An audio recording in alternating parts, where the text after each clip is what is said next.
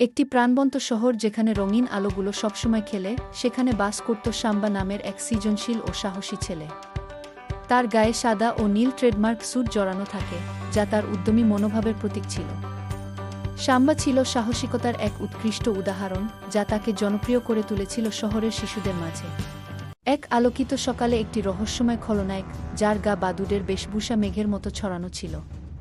তার নাম ছিল ব্যাটম্যান। শহরের শান্তিকে অশান্তিতে রূপান্তরিত করতে সে উদ্যত ছিল। সে একে একে সাম্বার কাছে থাকা তার সমস্ত বন্ধুদের আক্রমণ করতে শুরু করল। একটি চ্যালেঞ্জিং সন্ধ্যায় সাম্বা ব্যাটম্যানের মুখোমুখি হল। খলনায়ক হাসতে ছিল, কিন্তু সাম্বা জানত তার সাহস এবং সৃজনশীলতা তাকে দলবদ্ধ করে তুলবে। সাম্বা তার তৈরি জাদুকরি রঙগুলিকে মুক্ত করে দিল, যা বাতাসে ঘুরতে লাগল এবং খলনায়ককে বিভ্রান্তিতে ফেলে দিল। এক মুহূর্তের মধ্যেই শহর জুড়ে বন্ধুরা সাম্বার সাহসিকতা দেখে উজ্জীবিত হয়ে উঠল। তারা সকলেই একত্রিত হয়ে ব্যাটম্যানের বিরুদ্ধে হায় হায় করে উঠল, আর তাদের গায়ে আভাসিত আলো এবং চকচকে রং যেন সাহসের আবহ নিয়ে এসেছিল।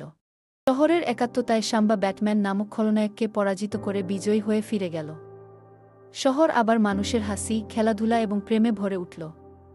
সাম্বা প্রমাণ করল যে কোনো বাধা আসলে একটি সাহসী সিদ্ধান্তই বিজয়ের ধার প্রান্তে নিয়ে যায়।